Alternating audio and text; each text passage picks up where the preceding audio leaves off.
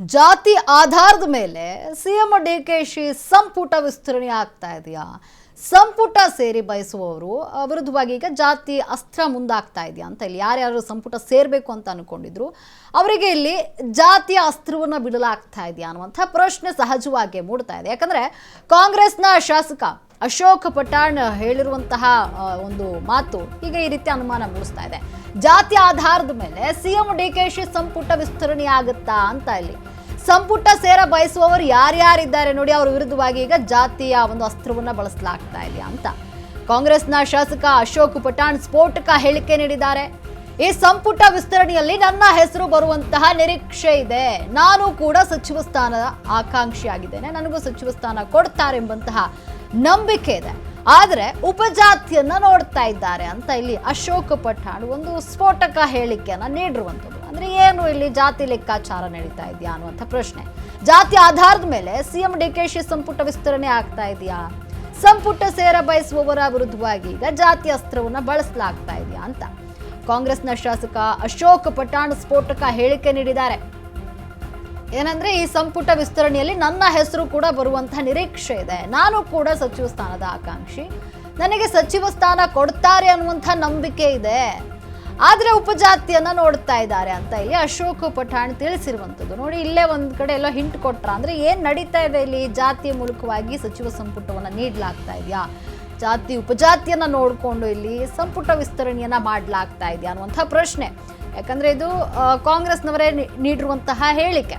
ಅಂದ್ರೆ ಇಲ್ಲಿ ಉಪಜಾತಿಯನ್ನ ನೋಡ್ಲಾಗ್ತಾ ಇದೆ, ಹಾಗಾಗಿ ಏನು ಸ್ವಲ್ಪ ಅನುಮಾನ ಇದೆ ಅನ್ನುವಂಥ ನಿಟ್ಟಿನಲ್ಲಿ ಹೇಳಿಕೆಯನ್ನ ನೀಡಿರುವಂಥದ್ದು. ಹಾಗಾಗಿ ನೋಡಿ ಇಲ್ಲಿ ಪ್ರಶ್ನೆ ಹುಟ್ಟುವಂಥದ್ದು, ಜಾತಿ ಮುಖಾಂತರವಾಗಿ ಇಲ್ಲಿ ಸಚಿವ ಸಂಪುಟ ವಿಸ್ತರಣೆ ಆಗ್ತಾ ಇದೆಯಾ ಅನ್ನುವಂಥ ಪ್ರಶ್ನೆ ಸಹಜವಾಗಿ ಮೂಡುತ್ತೆ. ಏನು ಅಶೋಕ್ ಪಠಾಣ್ ಏನಿದ್ದಾರೆ ಅವರು, ನಾನು ಕೂಡ ಆಕಾಂಕ್ಷಿ ಆಗಿದ್ದೀನಿ, ಸಚಿವ ಸ್ಥಾನದ ಆಕಾಂಕ್ಷಿ ಆಗಿದ್ದೀನಿ, ನನಗೆ ಈ ಬಾರಿ ಸಚಿವ ಸ್ಥಾನ ಸಿಗುತ್ತೆ ಅನ್ನುವಂಥ ನಂಬಿಕೆ ಇದೆ, ಆದರೆ ಇಲ್ಲಿ ಜಾತಿ ಆಧಾರದ ಮೇಲೆ ಉಪಜಾತಿಯನ್ನು ನೋಡ್ತಿದ್ದಾರೆ ಅಂತ ಒಂದು ಹೇಳಿಕೆಯನ್ನು ನೀಡಿದ್ದಾರೆ, ಸ್ಫೋಟಕ ಹೇಳಿಕೆಯನ್ನು ನೀಡಿದ್ದಾರೆ. ಇದರಿಂದಲೇ ಈಗ ಏನು ಸಹಜವಾಗಿ ಬರುವಂಥ ಪ್ರಶ್ನೆ, ಈ ಬಾರಿ ಒಂದು ಹೈಕಮಾಂಡ್ ಏನು ಜಾತಿ ಆಧಾರದಲ್ಲಿ ಸಂಪುಟ ವಿಸ್ತರಣೆಗೆ ಮುಂದಾಗಿದೆಯಾ, ಇಲ್ಲಿ ಉಪಜಾತಿಯನ್ನ ಕೂಡ ನೋಡ್ಲಾಗ್ತಾ ಇದೆಯಾ ಅನ್ನುವಂಥ ಪ್ರಶ್ನೆ ಬರ್ತಿದೆ.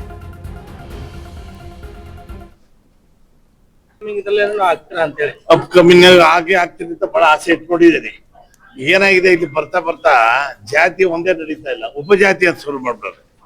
ಅದ್ರಾಗೆ ಬಂಜಿಗರು ಪಂಚಮಸಾಲಿ ಅಂತ ಶುರು ಮಾಡಿ ಹಂಗಾಗಿ ನನ್ಗೆ ಸ್ವಲ್ಪ ಹಿಂದೇಟ್ ಆಗ್ತಾ ಇದೆ. ಹೊರತಾಗಿ ನಾನು ಹೇಳಿದೀನಿ, ಜಾತಿನೇ ನೋಡಕೋಬಿಡಿ, ಯಾರ ಪಕ್ಷಕ್ಕೆ ನಿಷ್ಠಾವಂತರಾಗಿದ್ದಾರೋ ಮೊದಲಿಂದ ಯಾರ ಪಕ್ಷಕ್ಕೆ ನುಡಿದಾರೋ ಅಂತವ್ರಿಗೆ ಮಂತ್ರಿ ಮಾಡಿ ಅಂತ ನಾನು ಹೇಳ್ತಾ ಇದ್ದೀನಿ. ಅಪ್ಕಮಿಂಗ್ ಹಾಗೆ ಆಗ್ತಿದೆ ಅಂತ ಬಹಳ ಆಸೆ ಇಟ್ಕೊಂಡಿದ್ದೀನಿ.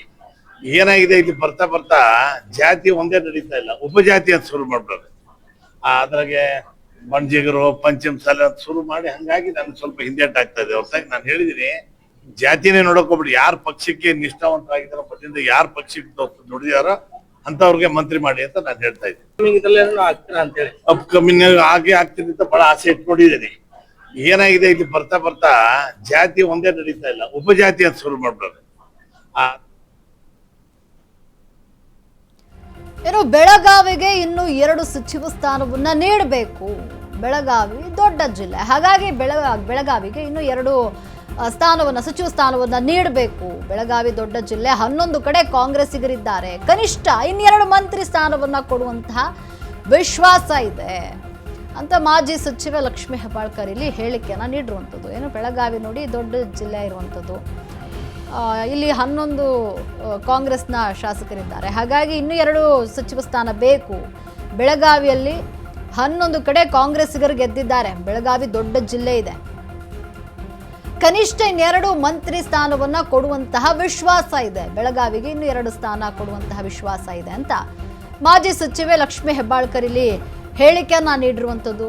ಒಟ್ಟಿನಲ್ಲಿ ಏನೋ ಸಚಿವ ಸಂಪುಟ ವಿಸ್ತರಣೆ ವಿಚಾರ ದಿನದಿಂದ ದಿನಕ್ಕೆ ಸಾಕಷ್ಟು ಚರ್ಚೆಯನ್ನ ಪಡೆದುಕೊಳ್ತಾ ಇದೆ, ಮಹತ್ವವನ್ನು ಪಡೆದುಕೊಳ್ತಾ ಇರುವಂಥದ್ದು. ನೋಡಿ, ಈಗ ಬೆಳಗಾವಿ ಕ್ಷೇತ್ರಕ್ಕೆ ಇನ್ನೆರಡು ಸಚಿವ ಸ್ಥಾನ ಬೇಕು ಅಂತ ಹೇಳ್ತಾ ಇರುವಂಥದ್ದು ಲಕ್ಷ್ಮೀ ಹೆಬ್ಬಾಳ್ಕರ್ ಹೇಳಿಕೆ ನೀಡಿದ್ದಾರೆ. ಬೆಳಗಾವಿ ದೊಡ್ಡ ಜಿಲ್ಲೆ, ಕಾಂಗ್ರೆಸ್ನ 11 ಜನ ಇಲ್ಲಿ ಗೆದ್ದಿದ್ದಾರೆ, ಹಾಗಾಗಿ ಬೆಳಗಾವಿಗೆ ಕನಿಷ್ಠ ಇನ್ನೆರಡು ಸಚಿವ ಸ್ಥಾನವನ್ನು ನೀಡಬೇಕು ಅಂತ ಹೇಳಿ ಲಕ್ಷ್ಮೀ ಹೆಬ್ಬಾಳ್ಕರ್ ಇಲ್ಲಿ ತಿಳಿಸಿದ್ದಾರೆ.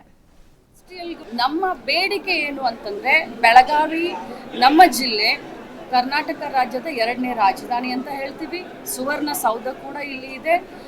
ಹವಾಮಾನವಾಗಿ ನಾವು ನೋಡಬೇಕು ಅಂತಂದ್ರೆ ಉದ್ಯಮಗಳಿಗೆ ಬಹಳಷ್ಟು ಅತ್ಯುತ್ತಮವಾದಂಥ ವಾತಾವರಣ ಇಲ್ಲಿ ಇದೆ. ಇದು ಬಾಂಬೆಗೂ ಹತ್ರ ಇದೆ, ಗೋವಾಗೂ ಹತ್ರ ಇದೆ. ಸೊ ಹೀಗಾಗಿ ಇಂಡಸ್ಟ್ರಿಯಲ್ಗಳು ಬಹಳಷ್ಟು ಈ ಕಡೆ ಬರಬೇಕು, ಜಾಬ್ ಕ್ರಿಯೇಷನ್ ನಮ್ಮ ಜಿಲ್ಲೆಯಲ್ಲಿ ಆಗಬೇಕು ಅನ್ನೋದು ನನ್ನ ದೊಡ್ಡ ಬಯಕೆ, ನಮ್ಮ ಜನರ ದೊಡ್ಡ ಬಯಕೆ. ಅದನ್ನ ನಾವು ಮಾನ್ಯ ಮುಖ್ಯಮಂತ್ರಿಗಳ ಹತ್ರ ನಮ್ಮ ಬೇಡಿಕೆ ಏನು ಅಂತಂದ್ರೆ, ಬೆಳಗಾವಿ ನಮ್ಮ ಜಿಲ್ಲೆ ಕರ್ನಾಟಕ ರಾಜ್ಯದ 2ನೇ ರಾಜಧಾನಿ ಅಂತ ಹೇಳ್ತೀವಿ. ಸುವರ್ಣ ಸೌಧ ಕೂಡ ಇಲ್ಲಿ ಇದೆ.